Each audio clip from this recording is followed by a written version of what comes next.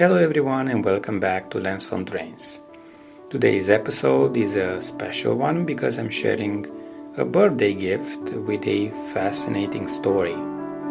This isn't just any gift, it's a small tank locomotive with history cast right into its metal. This little engine was discovered years ago in an attic in London by someone who later gifted it to me recently. Imagine that, forgotten for decades, tucked away in a dusty corner until it was rescued and placed right here on my desk. Looking closely, I noticed the inscriptions Lone Star Locos, and that was my clue actually. A bit of research led me to the story of Lone Star Products, the toy brand of die-cast machine tools, a company from Welham Green. I understood they actually began in 1939 making die-cast machines, and by 1949 they were making toys. In 1957 they introduced the Lone Star Locos range, tiny die-cast railway models that could run on a tabletop. The model I have is known as the Small Tank Loco in the Lone Star catalog. It's actually based on the London Midland and Scottish Railway Fowler Ginty Class 060 locomotive, which was built between 1924 and 1931. So this little piece isn't just a toy, it's a scaled-down version of a real workhorse of British Railways. It's built in three main parts: the die-cast Zemac body, the steel alloy frame, and the wheels. This one has an 060 wheel arrangement, 6 driving wheels with no leading or trailing wheels. Interestingly, the middle pair of wheels has no flanges, which helped it run more smoothly on tight curves. In later versions, Lone Star experimented with finishes, even moving to plastic wheels, but this one retains that early solid die-cast feel. And the detail is really something.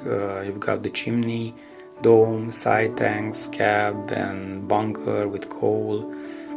If you look closer, you'll see splashers above the wheels, the firebox and with its safety valve and whistle, the running plate and buffer beams, at the front even tiny hinges and brackets on the smokebox door, along the boiler, hand grab, rails and rivet lines.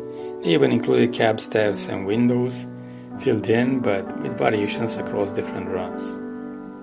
This loco only had a rear coupling, either a thin plate swivel loop or a solid cast loop in later runs.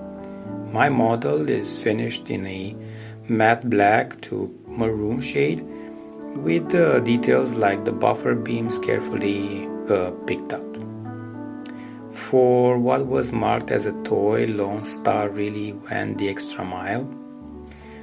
In the UK production, there were 6 different locomotives in the Lone Star catalog, and the small tank Loco, the Ginty, was one of the most popular.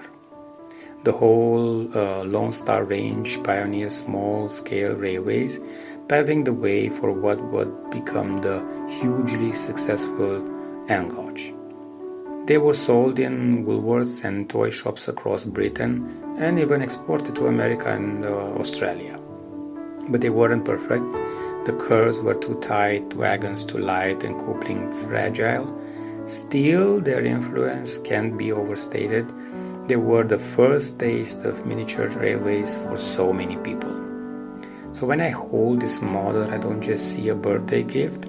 I see a piece of history, a link to the LMS Ginty locomotives of the 1920s, to post-war British toy-making ingenuity, and to the spark of imagination these little models lit in children all over the world.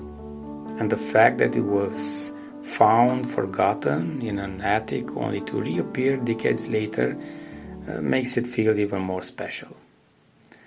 That's all for today's episode of Lens on Trains.